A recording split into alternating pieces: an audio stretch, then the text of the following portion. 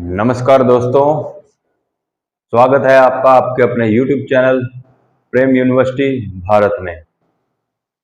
इस वीडियो में हम पढ़ेंगे इंडियन पॉलिटी की एम लक्ष्मीकांत बुक का chapter number 12 parliamentary system. Parliamentary system को हम ब्रीफ में पहले पढ़ चुके हैं। चैप्टर नंबर 3 में salient features of Indian constitution में salient features of Indian constitution का एक salient feature parliamentary form of government भी है। उसमें हमने इसको ब्रीफ में पढ़ा था और अब चैप्टर नंबर 12 के अंदर पार्लियामेंट्री फॉर्म ऑफ गवर्नमेंट को यानी पार्लियामेंट्री सिस्टम को हम अब डिटेल में पढ़ेंगे। हमारे जो इंडियन कॉन्स्टिट्यूशन का आर्टिकल 74 और 75 है, ये इंडिया के अंदर नेशनल लेवल पर पार्लियामेंट्री फॉर्म ऑफ गवर्नमेंट की व्यवस्था करते हैं। ये दोनों आर्टिकल सेंट्रल लेवल पर संसदीय शासन प्रणाली की व्यवस्था केंद्रीय स्तर पर ये दोनों आर्टिकल अनुच्छेद करते हैं, आर्टिकल 74 एंड 75।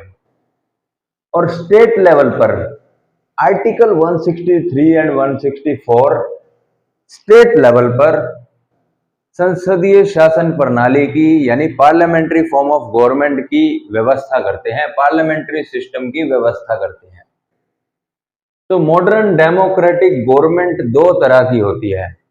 जहां भी डेमोक्रेटिक कंट्रीज हैं वहां दो तरह की गवर्नमेंट अपनाई जाती है, presidential government and parliamentary government.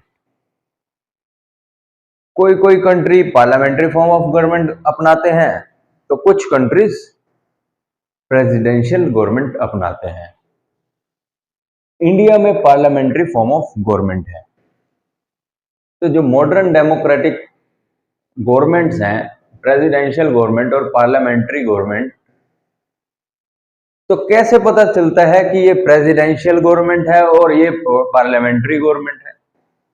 तो ये पता लगाने के लिए, डिफरेंस पता करने के लिए जो मेन चीज देखी जाती है वो देखा जाता है relation between executive and legislature. On the basis of relation between the nature of executive and legislature organs of government. ये दो ऑर्गन्स हैं गवर्नमेंट के, एग्जीक्यूटिव और लेजिस्लेचर। अगर देखा जाए तो जो गवर्नमेंट होती है उसके तीन ऑर्गन्स होते हैं, लेजिस्लेचर, एग्जीक्यूटिव एंड जुडिशरी। यहां हम दो ऑर्गन्स के बारे में पढ़ेंगे, एग्जीक्यूटिव और लेजिस्लेटिव के बारे में। तो जहां पर एग्जीक्यूटिव और लेजिस्लेटिव एक साथ काम करते हों, कोऑर्डिनेशन के साथ, कोऑपरेशन के साथ, वहां पार्लियामेंट्री फॉर्म ऑफ गवर्नमेंट होता है। मतलब जहां पार्लियामेंट्री फॉर्म ऑफ गवर्नमेंट होती है वहां एग्जीक्यूटिव और लेजिस्लेटिव एक साथ इकट्ठे कोऑर्डिनेशन के साथ, कोऑपरेशन के साथ काम करते हैं। जैसे इंडिया के अंदर पार्लियामेंट्री सिस्टम है, यानी पार्लियामेंट के अंदर ही जितने भी एमपीज होते हैं, जो मेंबर ऑफ पार्लियामेंट होते हैं, पार्लियामेंट के सदस्य होते हैं, चाहे वो लोकसभा में हो या राज्यसभा में हो, वो लेजिस्लेचर का पार्ट है, लेजिस्लेटिव है वो। और जो इन एमपीज में से मिनिस्टर बना दिए जाते हैं, जो काउंसिल ऑफ मिनिस्टर्स का पार्ट बन जाते हैं, मिनिस्टर्स बन जाते हैं, वो एग्जीक्यूटिव कहलाते हैं। यानी पार्लियामेंट के अंदर एमपीज जो है वो लेजिस्लेचर है और जो एग्जीक्यूटिव है वो मिनिस्टर्स हैं। दोनों एक साथ बैठते हैं, एक साथ कानून बनाते हैं और पूरे कोऑपरेशन कोऑर्डिनेशन के साथ कार्य करते हैं। तो पार्लियामेंट्री फॉर्म ऑफ गवर्नमेंट में एग्जीक्यूटिव और लेजिस्लेटिव एक साथ काम करती है और एग्जीक्यूटिव लेजिस्लेटिव के प्रति रिस्पॉन्सिबल रहती है, अकाउंटेबल रहती है, जवाबदेह रहती है। लेकिन प्रेसिडेंशियल गवर्नमेंट में ऐसा नहीं होता। प्रेसिडेंशियल गवर्नमेंट में एग्जीक्यूटिव और लेजिस्लेटिव सेपरेटली, अलग अलग कार्य करते हैं। लेजिस्लेटिव अपना कार्य करती है, एग्जीक्यूटिव अपना कार्य करते हैं और दोनों एक दूसरे के प्रति रिस्पॉन्सिबल भी नहीं होते। मतलब एग्जीक्यूटिव जो होती है वो लेजिस्लेटिव के प्रति रिस्पॉन्सिबल नहीं होती प्रेसिडेंशियल गवर्नमेंट में। इसलिए प्रेसिडेंशियल गवर्नमेंट को नॉन रिस्पॉन्सिबल गवर्नमेंट भी बोला जाता है, नॉन पार्लियामेंट्री गवर्नमेंट भी बोला जाता है और फिक्स्ड एग्जीक्यूटिव गवर्नमेंट भी बोला जाता है। और पार्लियामेंट्री सिस्टम में क्योंकि एग्जीक्यूटिव लेजिस्लेटिव के प्रति रिस्पॉन्सिबल होती है, इसलिए पार्लियामेंट्री फॉर्म ऑफ गवर्नमेंट को रिस्पॉन्सिबल गवर्नमेंट भी बोला जाता है, उसे कैबिनेट गवर्नमेंट भी बोला जाता है और वेस्टमिंस्टर मॉडल ऑफ गवर्नमेंट भी बोला जाता है। तो ऐसा इसलिए बोला जाता है क्योंकि वो रिस्पॉन्सिबल होती है, इसलिए responsible government. Westminster model of government इसलिए बोला जाता है क्योंकि जो वेस्टमिंस्टर है ये ब्रिटेन में एक सिटी का नाम है, वेस्टमिंस्टर मॉडल। वेस्टमिंस्टर सिटी का नाम है और वेस्टमिंस्टर सिटी के अंदर ही ब्रिटिश पार्लियामेंट है। जो ब्रिटिश पार्लियामेंट की लोकेशन है वो वेस्टमिंस्टर है, वेस्टमिंस्टर सिटी।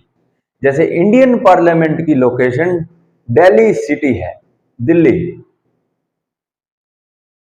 तो इसलिए वेस्टमिंस्टर मॉडल ऑफ गवर्नमेंट बोला जाता है क्योंकि वेस्टमिंस्टर में ही ब्रिटिश पार्लियामेंट है और वहीं से पार्लियामेंट्री फॉर्म ऑफ गवर्नमेंट की संसदीय शासन व्यवस्था की शुरुआत हुई थी, उद्गम हुआ था, उत्पत्ति हुई थी, ओरिजिनेट वहीं से हुआ था ये Westminster model, parliamentary form of government. तो जो प्रेसिडेंशियल फॉर्म ऑफ गवर्नमेंट है ये यूएसए में है, ब्राजील में है, रशिया में है, श्रीलंका में है। और जो पार्लियामेंट्री फॉर्म ऑफ गवर्नमेंट है ये ब्रिटेन में है, जापान में है, कनाडा में है और ऑफ कोर्स इंडिया में भी है। और भी अदर कंट्रीज है जहां पार्लियामेंट्री फॉर्म ऑफ गवर्नमेंट और प्रेसिडेंशियल फॉर्म ऑफ गवर्नमेंट देखने को मिलती है। तो जो पॉलिटिकल एनालिस्ट और एक्सपर्ट हैं इवोर जेनिंग्स, इन्होंने पार्लियामेंट्री फॉर्म ऑफ गवर्नमेंट को कैबिनेट सिस्टम की संज्ञा दी है। उन्होंने कहा है कि ये जो पार्लियामेंट्री गवर्नमेंट है ये कैबिनेट सिस्टम है। उन्होंने ऐसा इसलिए कहा क्योंकि पार्लियामेंट्री गवर्नमेंट में जो मेन पावर सोर्स होता है वो हमारी कैबिनेट होती है, यानी cabinet ministers and prime minister. जो कैबिनेट है वही, cabinet is nucleus of power, इसलिए कैबिनेट सिस्टम की संज्ञा दी गई है इवोर जेनिंग्स के द्वारा। अब बात करेंगे प्राइम मिनिस्टर के बारे में और उसके रोल के बारे में। पहले ब्रिटेन के अंदर पॉलिटिकल एनालिस्ट और एक्सपर्ट्स के द्वारा कहा जाता था कि जो प्राइम मिनिस्टर होता है वो कैबिनेट के अंदर यानी अदर मिनिस्टर्स के अंदर एक तरह से प्राइमस इंटर पेयर्स है। उन्होंने प्राइम मिनिस्टर के लिए ये संज्ञा दी, ये फ्रेज यूज किया कि prime minister is a Primus inter pairs. Primus inter pairs का मतलब होता है फर्स्ट अमंग इक्वल्स। मतलब कैबिनेट के अंदर जो अदर मिनिस्टर्स हैं उन मिनिस्टर्स में से जो प्राइम मिनिस्टर होता है वो फर्स्ट होता है, वो प्राइम होता है, वो प्रथम होता है। वो उनसे ऊंचा नहीं होता, पोजीशन में बड़ा नहीं होता, बल्कि प्राइम होता है, प्रथम होता है। उन्होंने कहा फर्स्ट अमंग इक्वल्स। लेकिन काफी वर्ष बीतने के बाद आज की डेट में अगर देखा जाए तो जो प्राइम मिनिस्टर का रोल है, जो उनकी पावर्स है, इन्फ्लुएंस है, जो पोजीशन है, वो काफी हद तक बढ़ चुकी है और most influential role, dominant role play किया जाता है प्राइम मिनिस्टर के द्वारा पॉलिटिकल और एडमिनिस्ट्रेटिव सिस्टम के अंदर। बहुत ही डोमिनेंट रोल प्ले किया जाता है प्राइम मिनिस्टर के द्वारा। तो इसलिए जो आजकल के जो पॉलिटिकल एनालिस्ट और एक्सपर्ट्स हैं जैसे क्रॉसमैन या मैकिंटोश, इन्होंने parliamentary form of government, parliamentary system को प्राइम मिनिस्टीरियल गवर्नमेंट की संज्ञा दी है। उन्होंने पार्लियामेंट्री सिस्टम को प्राइम मिनिस्टीरियल गवर्नमेंट बोला है। तो ये थी एक छोटी सी इंट्रोडक्शन पार्लियामेंट्री सिस्टम की। तो अब बात करेंगे पार्लियामेंट्री गवर्नमेंट के प्रिंसिपल्स और फीचर्स के बारे में कि पार्लियामेंट्री गवर्नमेंट में ऐसे क्या मुख्य मुख्य सिद्धांत हैं जो कि देखे जाते हैं। तो ये फर्स्ट जो फीचर है वो है नॉमिनल एंड रियल एग्जीक्यूटिव, यानी कि डुअल एग्जीक्यूटिव, दो हेड, मतलब एक नॉमिनल एग्जीक्यूटिव दूसरा रियल एग्जीक्यूटिव, एक नॉमिनल हेड दूसरा real head. Nominal head India के अंदर पार्लियामेंट्री सिस्टम है, पार्लियामेंट्री गवर्नमेंट है, तो इंडिया के पर्सपेक्टिव में बात करेंगे तो नॉमिनल हेड जैसे हमारे देश के अंदर जो राष्ट्रपति हैं, प्रेसिडेंट हैं, वो नॉमिनल हेड है। नॉमिनल यानी नाम मात्र, वो नाम मात्र के प्रेसिडेंट हेड हैं प्रेसिडेंट, ठीक है। तो जो रियल एग्जीक्यूटिव है, जो रियल पावर जिसके पास है, जो रियल हेड है, वो है हमारे प्राइम मिनिस्टर। तो जो प्राइम मिनिस्टर होते हैं वो डी फैक्टो होते हैं, और जो नॉमिनल हेड होते हैं प्रेसिडेंट, वो डी ज्यूरी होते हैं। जो प्रेसिडेंट होते हैं वो राष्ट्रपति, वो हेड ऑफ द स्टेट होते हैं। स्टेट का मतलब यहां पर किसी राज्य से नहीं है, भारत के किसी राज्य की बात नहीं कर रहे, हरियाणा, पंजाब, राजस्थान, उत्तर प्रदेश, झारखंड, छत्तीसगढ़ की बात नहीं हो रही। यहां जो स्टेट वर्ड यूज किया जा रहा है ये लीगल टर्म है। स्टेट वर्ड यहां नेशन के लिए यूज किया जाता है, राष्ट्र के लिए यूज किया जाता है, कंट्री के लिए। यहां हेड ऑफ द स्टेट यानी हेड ऑफ इंडियन नेशन, यहां पूरी इंडिया की बात हो रही है। हेड ऑफ द स्टेट, यहां स्टेट राष्ट्र को कहा जा रहा है। तो जो प्रेसिडेंट होता है वो हेड ऑफ द स्टेट होता है, और जो प्राइम मिनिस्टर होता है वो हेड ऑफ द गवर्नमेंट होता है, वो सरकार का मुखिया होता है। आर्टिकल 74 में बताया गया है कि article 74 provides a council of ministers headed by Prime Minister to aid and advise the President for to exercise their function। तो प्राइम मिनिस्टर का, काउंसिल ऑफ मिनिस्टर्स का जो रोल रहता है वो एडवाइस देना रहता है, एड एंड एडवाइस का रहता है प्रेसिडेंट को। लेकिन ये जो एडवाइस है, जो काउंसिल ऑफ मिनिस्टर या प्राइम मिनिस्टर के द्वारा दी जाती है एडवाइस, वो बाइंडिंग एडवाइस होती है, वो प्रेसिडेंट को माननी ही होगी।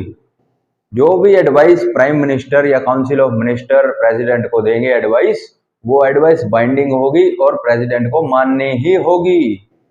तो इसलिए क्योंकि यहाँ बाउंडिंग नेचर है, बाइंडिंग नेचर ऑफ एडवाइस है, इसलिए जो मेन पावर सोर्स है, जो रियल पावर जिसके पास है, वो है council of ministers headed by prime minister.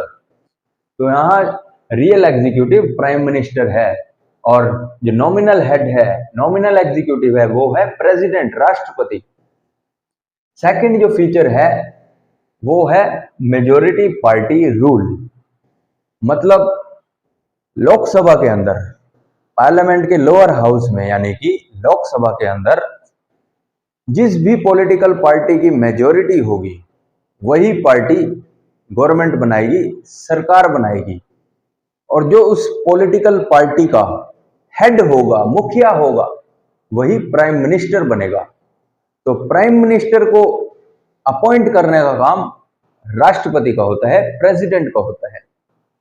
मतलब prime minister is appointed by president. तो प्राइम मिनिस्टर को अपॉइंट करता है प्रेसिडेंट, और जो अदर मिनिस्टर्स होते हैं वो प्राइम मिनिस्टर की एडवाइस पर ही अपॉइंट किए जाते हैं प्रेसिडेंट के द्वारा।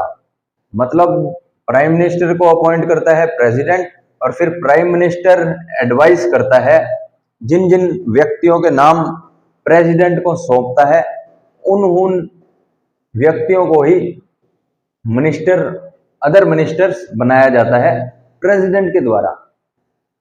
ठीक है, तो ये हो गई सेकंड फीचर। थर्ड फीचर है कलेक्टिव रिस्पॉन्सिबिलिटी। तो ये एक प्रिंसिपल है, काफी महत्वपूर्ण इंपॉर्टेंट प्रिंसिपल है, a bedrock principle of parliamentary government. Collective responsibility मतलब जितने भी मिनिस्टर्स होते हैं, काउंसिल ऑफ मिनिस्टर्स होते हैं, वो जवाबदेह होते हैं, वो रिस्पॉन्सिबल होते हैं लेजिस्लेचर के प्रति। तो वो सामूहिक रूप से रिस्पॉन्सिबल होते हैं।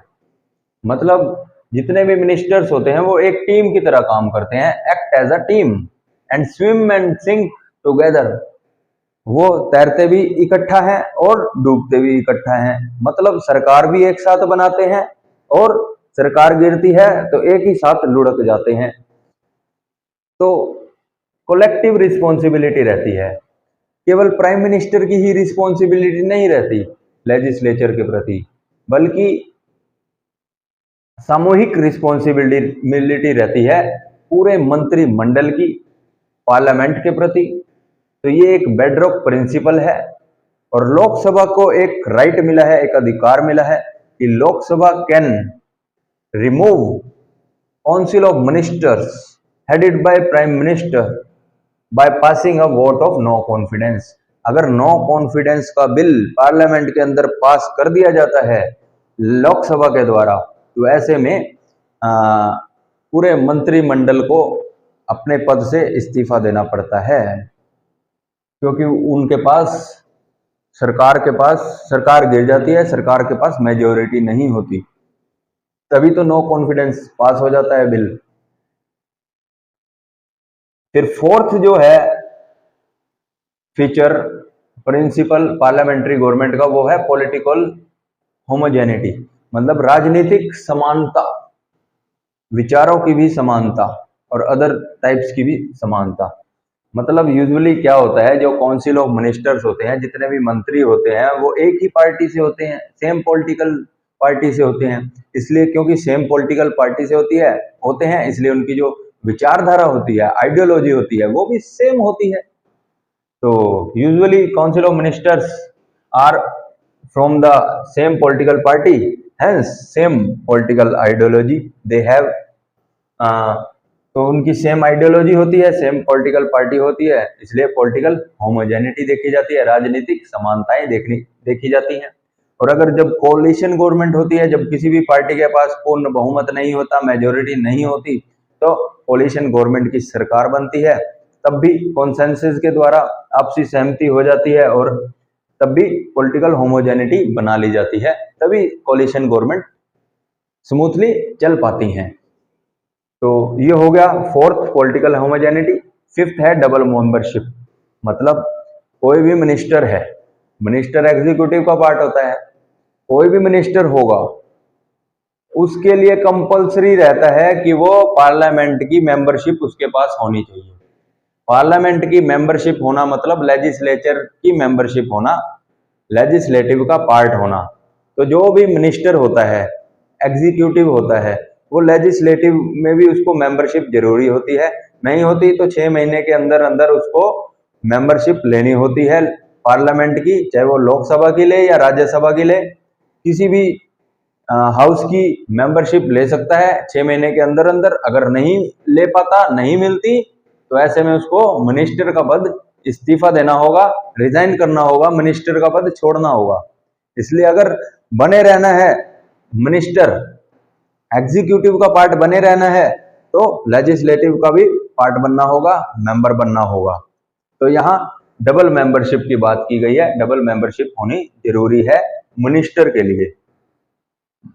6 मंथ के अंदर अंदर उसको ये मेंबरशिप लेनी होगी। ये हो गया फिफ्थ फीचर प्रिंसिपल। सिक्स्थ है leadership of the prime minister. मतलब पार्लियामेंट्री फॉर्म ऑफ गवर्नमेंट में प्राइम मिनिस्टर की लीडरशिप रहती है। जो प्राइम मिनिस्टर का रोल है वो बहुत ही influential, highly crucial and significant रहता है रोल। तो ही प्ले ही मतलब जो प्राइम मिनिस्टर होता है वो leader of council of minister होता है, वो मंत्रिमंडल का मुखिया होता है। अच्छा, वो लीडर ऑफ पार्लियामेंट होता है, वो संसद का भी हेड होता है, मुखिया होता है, और गवर्नमेंट का भी वो हेड होता है। और leader of party in power, जिस पार्टी की सरकार होती है, पॉलिटिकल पार्टी की, उस पॉलिटिकल पार्टी का भी वो मुखिया होता है। तो यहाँ यही बात की गई है, जो यहाँ leadership of the prime minister की का ही नेतृत्व देखने को मिलता है। तो सेवंथ जो फीचर है वो है डिसोल्यूशन ऑफ लोअर हाउस, मतलब जहां भी पार्लियामेंट्री सिस्टम होता है वहां जो लोअर हाउस होती है पार्लियामेंट की, उसका डिसोल्यूशन हो जाता है, उसको डिसॉल्व कर दिया जाता है कुछ समय के बाद। तो जो डिसॉल्व करने की जो पावर होती है वो प्रेसिडेंट के पास होती है। तो प्रेसिडेंट अपने आप ही डिसॉल्व नहीं कर देता पार्लियामेंट को, बल्कि प्राइम मिनिस्टर की एडवाइस पर ही प्रेसिडेंट पार्लियामेंट को डिसॉल्व कर पार्लियामेंट को नहीं, पार्लियामेंट के लोअर हाउस को यानी लोकसभा को डिसॉल्व करता है। राज्यसभा कभी भी डिसॉल्व नहीं होती, जो लोअर हाउस होता है लोकसभा वही हमेशा डिसॉल्व होती है। Dissolve by president on the recommendation of prime minister. Prime minister can advice president, prime minister advice करता है प्रेसिडेंट को कि लोकसभा को डिसॉल्व कर दिया जाए और दोबारा से फर्दर फ्रेश इलेक्शन करवाए जाएं, दोबारा इलेक्शन करवाए जाएं। तो जो प्राइम मिनिस्टर होता है यानी प्राइम मिनिस्टर यानी एग्जीक्यूटिव, तो the executive enjoys the right to get legislature dissolve. तो ये पावर एग्जीक्यूटिव के पास होती है कि एग्जीक्यूटिव जब भी चाहे वो पार्लियामेंट को लोकसभा को डिसॉल्व कर सकता है, लेजिस्लेचर को डिसॉल्व कर सकता है। ये पावर एग्जीक्यूटिव के पास होती है, ये राइट उसके पास होता है। एट्थ जो फीचर होता है पार्लियामेंट्री गवर्नमेंट का वो है सीक्रेसी यानी गोपनीयता। तो जब भी कोई मिनिस्टर बनता है तो उससे पहले उसको गोपनीयता की शपथ दिलवाई जाती है, ओथ ऑफ सीक्रेसी, सीक्रेसी की शपथ दिलवाई जाती है। Ministers take oath of secrecy before entering their office, administered by president. ये जो ओथ है, ओथ ऑफ सीक्रेसी, ये प्रेसिडेंट के द्वारा दिलवाई जाती है मिनिस्टर्स को, ताकि जो काउंसिल ऑफ मिनिस्टर्स के जितने भी फंक्शंस हैं और जितने भी उनके द्वारा लिए गए डिसीजंस हैं वो सीक्रेट रखे जा सकें, सीक्रेसी के साथ वो अपना कार्य कर सकें। तो ये प्रिंसिपल्स हैं पार्लियामेंट्री फॉर्म ऑफ गवर्नमेंट के। तो अब हम समझेंगे features of presidential form of government के। तो जहां प्रेसिडेंशियल फॉर्म ऑफ गवर्नमेंट है, जैसे अमेरिका में, तो अमेरिका का एग्जांपल लेकर के हम इन फीचर्स को, प्रिंसिपल्स को, सिद्धांत को समझेंगे प्रेसिडेंशियल फॉर्म ऑफ गवर्नमेंट की। तो अमेरिकन कॉन्स्टिट्यूशन प्रोवाइड करता है अमेरिका के लिए presidential form of government system. तो अमेरिका जो फर्स्ट फीचर है वो है अमेरिकन प्रेसिडेंट जो होता है वो हेड ऑफ द स्टेट भी होता है और हेड ऑफ द गवर्नमेंट भी होता है। इंडिया के अंदर क्या होता है, जो हेड ऑफ द स्टेट होता है वो हमारा प्रेसिडेंट होता है यानी राष्ट्रपति होता है, और जो हेड ऑफ द गवर्नमेंट होता है वो हमारे प्राइम मिनिस्टर होते हैं। लेकिन अमेरिका के अंदर जो अमेरिकन प्रेसिडेंट है वो बोथ है, मतलब वो हेड ऑफ द स्टेट भी है और हेड ऑफ द गवर्नमेंट भी है। हेड ऑफ द गवर्नमेंट होने के नाते वो लीड करता है executive organ of the government को, वो लीड करता है, और वो हेड ऑफ द स्टेट भी होता है, इसलिए वो सेरेमोनियल पोजीशन रखता है अमेरिका के अंदर, एक राजकीय पद रखता है। तो आपने देखा कि इंडिया के अंदर जहां पार्लियामेंट्री फॉर्म ऑफ गवर्नमेंट है वहां दो हेड हैं, डुअल एग्जीक्यूटिव है, डुअल हेड हैं, मतलब हेड ऑफ द स्टेट हमारा राष्ट्रपति और हेड ऑफ द गवर्नमेंट हमारे प्राइम मिनिस्टर। तो वहां डुअल एग्जीक्यूटिव है, पार्लियामेंट्री फॉर्म ऑफ गवर्नमेंट है इंडिया के अंदर। और जहां प्रेसिडेंशियल फॉर्म ऑफ गवर्नमेंट है अमेरिका के अंदर, अमेरिकन प्रेसिडेंट, वहां सिंगल एग्जीक्यूटिव है, यानी American president he head of the state भी है, हेड ऑफ द गवर्नमेंट भी है। तो ये फर्स्ट फीचर है।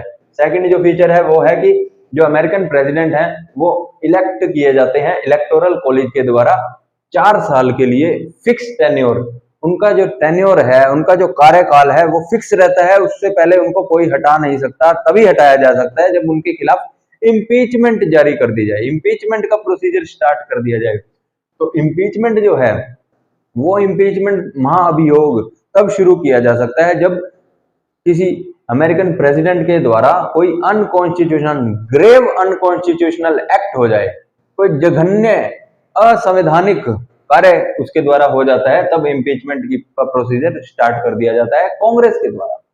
तो आपको बता दें, जो इलेक्टोरल कॉलेज है, इलेक्टोरल कॉलेज कैसे इलेक्ट किया जाता है अमेरिकन प्रेसिडेंट, आपको बता देते हैं। तो इलेक्टोरल कॉलेज के द्वारा इलेक्ट किया जाता है अमेरिकन प्रेसिडेंट, इनडायरेक्टली इलेक्ट किया जाता है। जैसे इंडिया के अंदर जो प्रेसिडेंट, राष्ट्रपति जो चुने जाते हैं वो भी इनडायरेक्ट इलेक्शन के द्वारा चुने जाते हैं, डायरेक्ट पब्लिक वोट नहीं करती, डायरेक्ट पब्लिक वोट नहीं देती प्रेसिडेंट को, राष्ट्रपति को, बल्कि जो एमपीज, एमएलएज होते हैं, एक इलेक्टोरल कॉलेज बनाया जाता है, जो उस मेंबर्स होते हैं वो वोटिंग करते हैं और चुनते हैं प्रेसिडेंट ऑफ इंडिया को, राष्ट्रपति को। ऐसे ही अमेरिका के अंदर भी जो अमेरिकन प्रेसिडेंट है वो इनडायरेक्टली इलेक्ट किए जाते हैं, इलेक्टोरल कॉलेज के द्वारा चुने जाते हैं, डायरेक्ट पब्लिक के द्वारा नहीं चुने जाते। तो आपको समझाते हैं कि क्या होता है ये इलेक्टोरल कॉलेज। ये समझ लो एक बॉडी है, ये इलेक्टोरल कॉलेज है।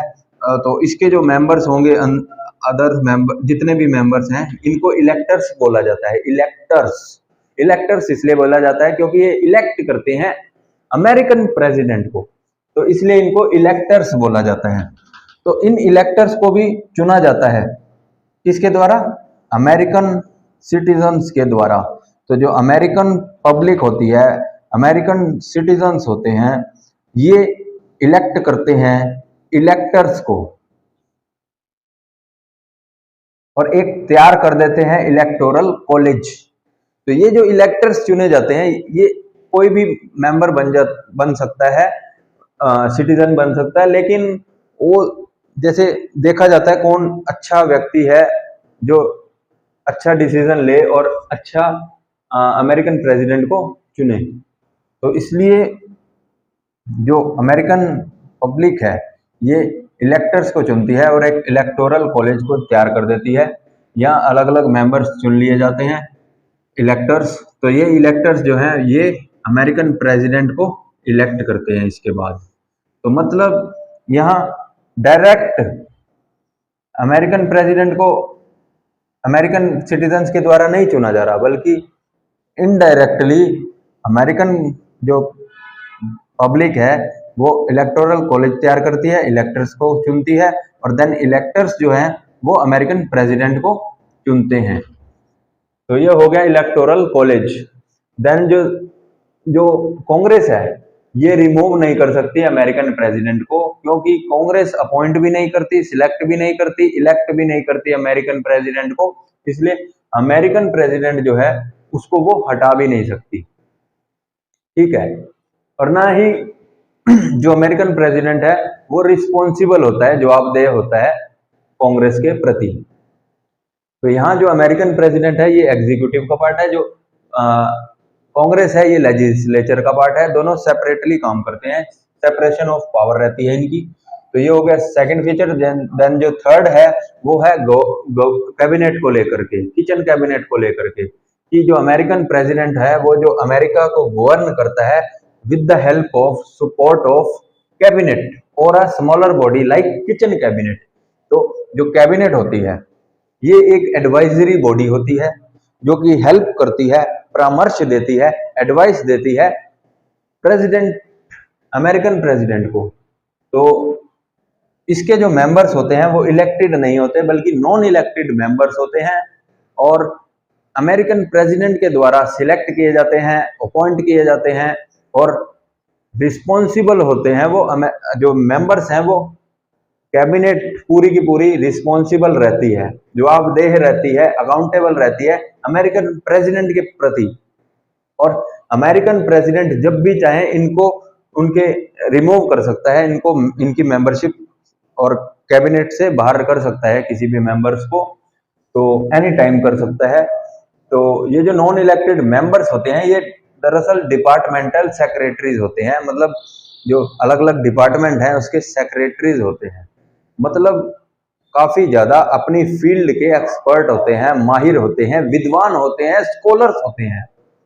तो ये अमेरिकन प्रेसिडेंट के द्वारा अपॉइंट किए जाते हैं, ये इलेक्ट नहीं किए जाते बल्कि सिलेक्ट किए जाते हैं, अपॉइंट किए जाते हैं अमेरिकन प्रेसिडेंट के द्वारा। तो जो फोर्थ फीचर है वो है प्रेसिडेंट जो है, president and his secretaries not responsible to Congress, मतलब जो प्रेसिडेंट है और जो उसके सेक्रेटरीज जो हैं कैबिनेट के अंदर, वो कांग्रेस के प्रति रिस्पॉन्सिबल नहीं होते, जवाबदेही नहीं होती उनकी, अकाउंटेबल नहीं होते, और ना ही वो कांग्रेस के अंदर मेंबर होते हैं, उनके पास कोई मेंबरशिप नहीं होती कांग्रेस की, और ना ही वो कांग्रेस के अंदर किसी सेशन को अटेंड करते हैं, वो अलग रहते हैं, एग्जीक्यूटिव का पार्ट है, वो अलग कार्य करते हैं, और ये कांग्रेस लेजिस्लेचर का पार्ट है, ये अलग अपना अलग काम करते हैं। तो ये हो गया फोर्थ फीचर। जो फिफ्थ है वो है president can't dissolve house of representatives, that is lower house of Congress. तो इंडिया के अंदर पार्लियामेंट्री सिस्टम है, इंडिया के अंदर प्रेसिडेंट लोकसभा को यानी लोअर हाउस ऑफ पार्लियामेंट को डिसॉल्व कर सकता है, भंग कर सकता है लोकसभा, और प्रेसिडेंट लोकसभा को तभी भंग कर सकता है जब प्राइम मिनिस्टर के द्वारा उसको परामर्श दिया जाता है, एडवाइस दी जाती है। तो ये जो एडवाइस है ये बाउंडिंग रहती है, बाइंडिंग नेचर रहती है इसकी। तो जो प्रेसिडेंट हैं वो प्राइम मिनिस्टर के परामर्श पर ही डिसॉल्व कर देते हैं इंडिया के अंदर लोअर हाउस ऑफ पार्लियामेंट को, यानी हाउस ऑफ रिप्रेजेंटेटिव्स को। लेकिन अमेरिका के अंदर जो अमेरिका के अंदर जो लोअर हाउस ऑफ कांग्रेस है, जो निचला सदन है कांग्रेस का, यानी house of representatives, house of representatives को जो प्रेसिडेंट है अमेरिकन प्रेसिडेंट वो डिसॉल्व नहीं कर सकते। तो ये हो गया फिफ्थ फीचर। जो सिक्स्थ फीचर है वो है doctrine of separation of powers, मतलब जैसे इंडिया के अंदर लेजिस्लेटिव और एग्जीक्यूटिव कोऑपरेशन कोऑर्डिनेशन के साथ एक साथ काम करते हैं और इंटरडिपेंडेंट हैं, लेकिन अमेरिका के अंदर जो American legislative, executive and judiciary है, ये तीनों की तीनों इंडिपेंडेंट बॉडी हैं, तीनों अलग काम करती हैं, ये ना तो किसी पर डिपेंडेंट है और ना ही इंटरडिपेंडेंट है, बल्कि इंडिपेंडेंट है, सेपरेट है, सेपरेशन ऑफ पावर रहती है। लेजिस्लेटिव का काम अपना अलग है, एग्जीक्यूटिव का काम अपना अलग है, जुडिशरी का अपना अलग रोल है, अलग काम है। तो इनके बीच में क्योंकि ये सेपरेशन रहती है तो कहीं ना कहीं इनके बीच में कॉन्फ्लिक्ट रहता है, डिस्प्यूट्स बने रहते हैं, ये अमेरिका के अंदर देखने को मिलते हैं डिस्प्यूट्स। तो ये हो गए features presidential form of government के। तो आप कंपैरेटिवली समझ पाए होंगे पार्लियामेंट्री फॉर्म ऑफ गवर्नमेंट के फीचर्स को और प्रेसिडेंशियल फॉर्म ऑफ गवर्नमेंट के फीचर्स को, सिद्धांत को, प्रिंसिपल्स को। तो अब बात करेंगे मेरिट्स ऑफ पार्लियामेंट्री सिस्टम की, मतलब क्या फायदे हैं, क्या बेनिफिट्स हैं पार्लियामेंट्री सिस्टम के, जो कि इंडिया में भी पार्लियामेंट्री सिस्टम अपनाया गया है। तो फर्स्ट जो फीचर है वो है harmony between legislature and executive. आपको पता ही है कि पार्लियामेंट्री फॉर्म ऑफ गवर्नमेंट में लेजिस्लेचर और एग्जीक्यूटिव दोनों एक साथ काम करते हैं, कोऑर्डिनेशन के साथ, कोऑपरेशन के साथ, आपसी सहयोग सहमति के साथ, और इंटरडिपेंडेंट हैं ये। तो इनका हार्मोनियस रिलेशनशिप रहता है एक दूसरे के साथ। तो जो एग्जीक्यूटिव है यानी कि जो मिनिस्टर्स होते हैं, ये मान लो पार्लियामेंट है, ये पार्लियामेंट लेजिस्लेचर है, लेजिस्लेचर का ऑर्गन है गवर्नमेंट का, ये पार्लियामेंट है पूरी की पूरी। तो ये जो लेजिस्लेचर कौन होते हैं, ये जितने भी एमपीज होंगे ये लेजिस्लेचर हैं, लेजिस्लेचर का पार्ट। और जितने भी मिनिस्टर्स होंगे including prime minister and his council of ministers, ये एग्जीक्यूटिव का पार्ट है। तो क्या आपने देखा होगा पार्लियामेंट के अंदर जो लोकसभा है वहां हमारे प्राइम मिनिस्टर भी वहीं बैठते हैं और जो अदर एमपीज हैं वो भी वहीं बैठते हैं और मिनिस्टर्स भी वहीं बैठते हैं, तो सभी एक साथ बैठते हैं। तो जो मिनिस्टर्स हैं वो एग्जीक्यूटिव का पार्ट है और जो लेजिस्लेचर है यानी एमपीज वो लेजिस्लेचर का पार्ट है। तो सभी पार्लियामेंट का ही पार्ट है। तो इसलिए जो एग्जीक्यूटिव है वो लेजिस्लेचर का ही पार्ट होती है, ठीक है। तो क्योंकि ये एक साथ काम करते हैं कोऑपरेशन कोऑर्डिनेशन के साथ, तो इनके अंदर किसी मतलब जो डिस्प्यूट का स्कोप है वो कम देखने को मिलता है, less scope of disputes and conflict. तो डिस्प्यूट कम रहते हैं, झगड़े कम रहते हैं, आपसी सहयोग से ये एक राय बना लेते हैं।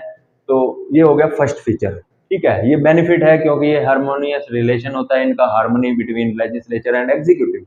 देन सेकंड जो है वो है रिस्पॉन्सिबल गवर्नमेंट। जो पार्लियामेंट्री फॉर्म ऑफ गवर्नमेंट होती है वो रिस्पॉन्सिबल गवर्नमेंट होती है, अकाउंटेबल गवर्नमेंट होती है, उसकी जवाबदेही रहती है। यानी कि जो मिनिस्टर्स हैं, एग्जीक्यूटिव है, जो गवर्नमेंट है वो रिस्पॉन्सिबल रहती है पार्लियामेंट के प्रति।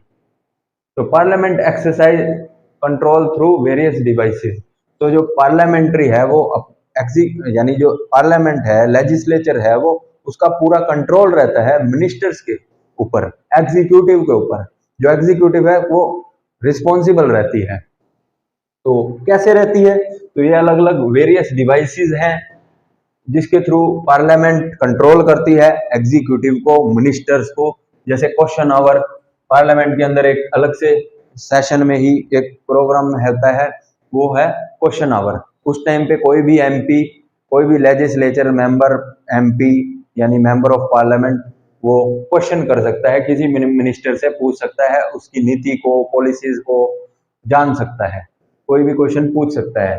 तो इसके अलावा डिस्कशन सेशन होता है, नो कॉन्फिडेंस एंड एडजर्नमेंट, ये सब अलग अलग डिवाइसेस हैं जिसके थ्रू लेजिस्लेचर एग्जीक्यूटिव पर पूरा पूरा कंट्रोल रखती है। तो ये भी रिस्पॉन्सिबल गवर्नमेंट होना, ये भी एक फीचर है किसका? पार्लियामेंट्री फॉर्म ऑफ गवर्नमेंट का एक फीचर भी है और एक मेरिट भी है, एक बेनिफिट भी है। तो थर्ड जो है मेरिट वो है प्रिवेंट्स डिस्पोटिज्म। डिस्पोटिज्म यानी तानाशाही, मनमानी, मतलब मनमानी से एग्जीक्यूटिव एग्जीक्यूटिव की जो मनमानी है वो नहीं चलने देती, पार्लियामेंट्री फॉर्म ऑफ गवर्नमेंट में नहीं चल सकती, तानाशाही नहीं हो सकती। ऐसा इसलिए क्योंकि जो एग्जीक्यूटिव अथॉरिटी है, एग्जीक्यूटिव पावर है, वो किसी एक single body, single member, single hand में नहीं जाती। खाली वो पावर जो है एग्जीक्यूटिव की, वो सिर्फ और सिर्फ प्राइम मिनिस्टर को नहीं मिलती, बल्कि होल काउंसिल ऑफ मिनिस्टर्स, जितने भी मंत्री हैं, मंत्रिमंडल, मंत्री परिषद के अंदर, उन सबको ये पावर बांट दी जाती है। डिस्पर्सल ऑफ अथॉरिटी, ये सबको अलग अलग मंत्रालय दे दिया जाता है हर मंत्री को। तो इसलिए जो पावर है उसका डिवीजन हो जाता है, बांट दी जाती है। वो काउंसिल ऑफ मिनिस्टर्स ग्रुप, जो ये एग्जीक्यूटिव अथॉरिटी है, ये एक प्लूरल एग्जीक्यूटिव होती है पार्लियामेंट्री फॉर्म ऑफ गवर्नमेंट में। ग्रुप्स ऑफ इंडिविजुअल यानी काउंसिल ऑफ मिनिस्टर्स के पास ये सारी अथॉरिटी रहती है, पावर रहती है, किसी सिंगल हैंड में, सिंगल पर्सन को नहीं दी जाती।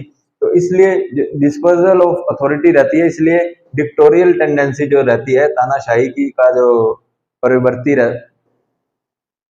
रहती है, वो नहीं हो पाती किसी एक मेंबर की, इसलिए तानाशाही से बच जाता है पार्लियामेंट्री सिस्टम में।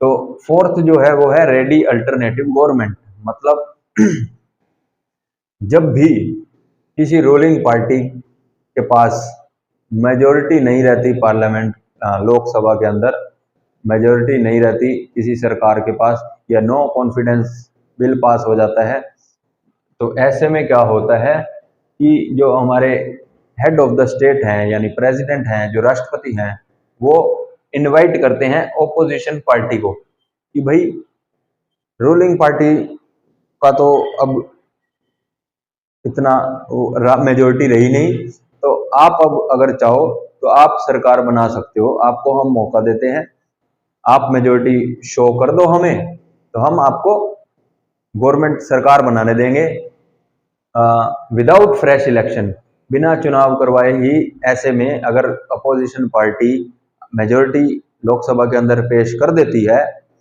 अदर पार्टीज का समर्थन अपने साथ लेकर कोalition गवर्नमेंट बना देती है, तो ऐसे में बिना इलेक्शन करवाए ही सरकार बन जाएगी। इसलिए hence doctor Jennings says that the leader of the opposition is the alternative prime minister. मतलब जो लीडर ऑफ ऑपोजिशन होता है, जो विपक्ष का नेता होता है, विपक्षीय नेता, वो एक प्रकार का नेक्स्ट प्राइम मिनिस्टर कह लो या अल्टरनेट, उसका एक ऑप्शन कह लो, एक अल्टरनेटिव प्राइम मिनिस्टर होता है। इसके बाद जो फिफ्थ फीचर है वो है वाइड रिप्रेजेंटेशन। मतलब क्योंकि जो एग्जीक्यूटिव होती है, एग्जीक्यूटिव अथॉरिटी होती है, वो एक सिंगल हैंड में नहीं जाती, एक सिंगल पर्सन को नहीं दी जाती, बल्कि ग्रुप को दी जाती है, ग्रुप ऑफ इंडिविजुअल्स यानी ग्रुप ऑफ मिनिस्टर्स यानी काउंसिल ऑफ मिनिस्टर्स को दी जाती है। तो ये जो मिनिस्टर्स होते हैं who are representative of people, ये पब्लिक के प्रतिनिधि होते हैं, जनता के प्रतिनिधि होते हैं, जो कि अलग अलग एरिया से आते हैं, रीजन से आते हैं, अलग अलग उनके सेक्शंस होते हैं, अलग अलग वो वर्ग के लोग होते हैं, तो वहां से आते हैं। इसलिए पार्लियामेंट्री सिस्टम में it is possible to provide representation to all sections of and regions in the government. तो क्योंकि ये अलग अलग एरिया से आते हैं, तो ऐसे में सभी जो भी मंत्री बनाए जाते हैं प्राइम मिनिस्टर के परामर्श से, तो ऐसे में अगर प्राइम मिनिस्टर चाहे तो हर वर्ग के एक प्रतिनिधि को कोई ना कोई मिनिस्टर का पद दे सकता है, कोई ना कोई मंत्रालय दे सकता है।